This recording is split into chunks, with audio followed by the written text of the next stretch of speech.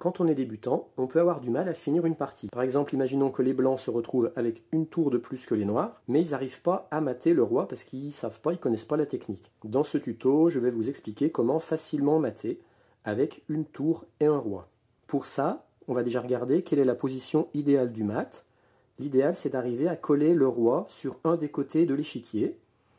Ensuite, d'arriver à mettre son roi en face. Ensuite, il suffit d'amener sa tour comme ça, et dans ce cas-là, il y a bien échec et mat, puisque le roi est en échec, il ne peut pas venir là, la tour le gêne, il ne peut pas venir là, cette case-là est également tenue par la tour, et il peut venir ni là, ni là, ni là, puisque ces cases sont tenues par le roi. Donc c'est pour ça qu'un roi ne pourra jamais se retrouver à côté d'un autre roi. Parce que s'il venait là, il se mettrait en prise de l'autre roi. Et donc ça, c'est interdit. Un roi ne peut jamais venir se mettre sur une case contrôlée par une pièce adverse. Pour arriver à cette situation finale-là, à partir d'une situation, mettons au début comme ça, et ben c'est assez simple. Ce qu'on va faire, c'est isoler le roi d'un côté de l'échiquier. Donc par exemple, avec la tour qui est ici, on va déjà lui interdire toute cette partie droite de l'échiquier. Donc supposons que les noirs connaissent très bien la combine, ils vont essayer d'éviter de se faire caler dans un coin. Donc mettons, ils vont venir là.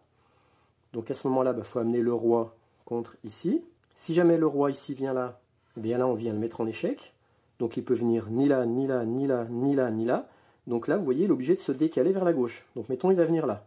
Il va volontairement venir exprès attaquer la tour. Et bien à ce moment-là, hop, le roi vient là. Donc le roi, par exemple, va venir ici.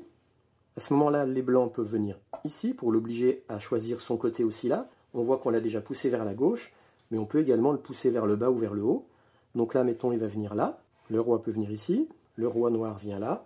Le roi blanc vient ici. Si jamais le roi noir vient là, du coup la tour va tout de suite venir là pour l'empêcher cette fois d'accéder à cette ligne-là. Donc on voit qu'il est presque collé vers le bord. Si les noirs jouent ici, eh bien cette fois il faut tout de suite amener la tour ici. Dans cette situation, le roi n'a plus qu'une seule case, cette case-là.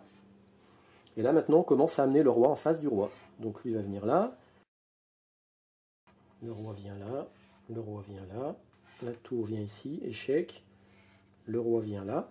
Et là, les noirs, ils ont forcément perdu. Là, il faut que la tour reste sur cette colonne pour garder le contrôle de cette case, de façon à obliger les noirs, le coup d'après, à venir ici. Et après, il y aura mat.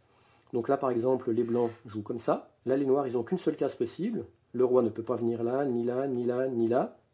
Il peut venir que là. Donc il vient là. Et le coup d'après, ici, il y a échec et mat. Avec une dame, un roi contre un roi, c'est beaucoup plus facile pour le mat. La position de mat finale, ça pourrait être celle-là.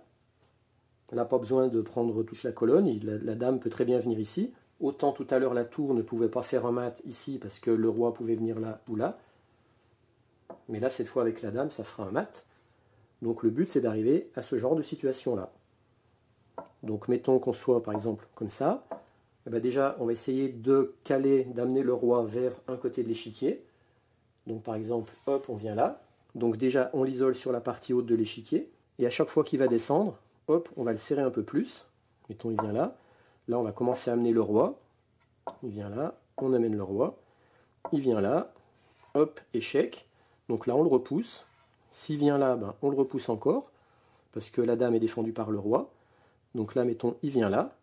Et là, cette fois, ben, hop, on le serre sur sa dernière ligne. Donc il va venir là. Et là, maintenant, on amène le roi. Hop, on amène le roi. Voilà. Ici, échec, il peut venir que là, et là, échec et mat.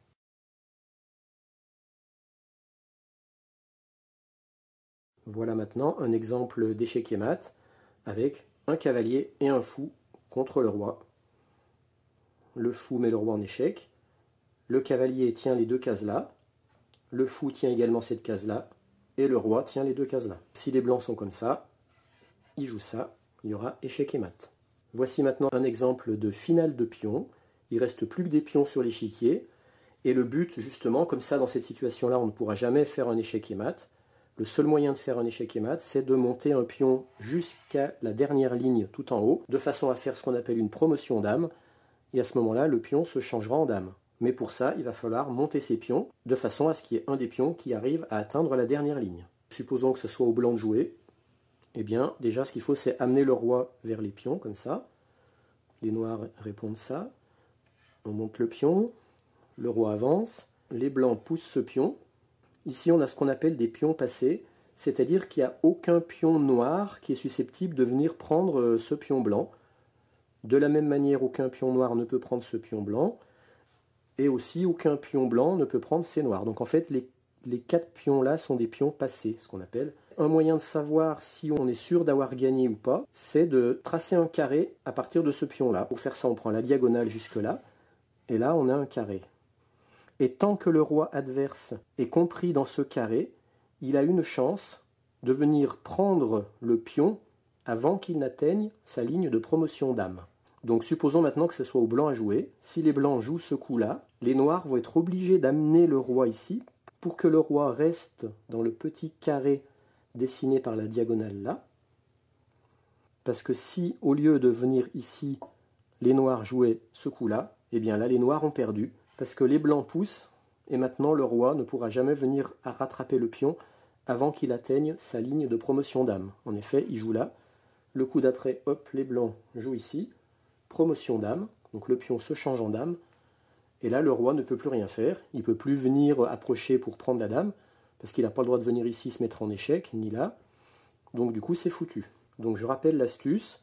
Le roi noir, tant qu'il est dans la zone définie par le carré, définie par cette diagonale-là, donc la diagonale, on trace le carré, tant que le roi noir est dans ce carré, les noirs n'ont pas trop de soucis à se faire.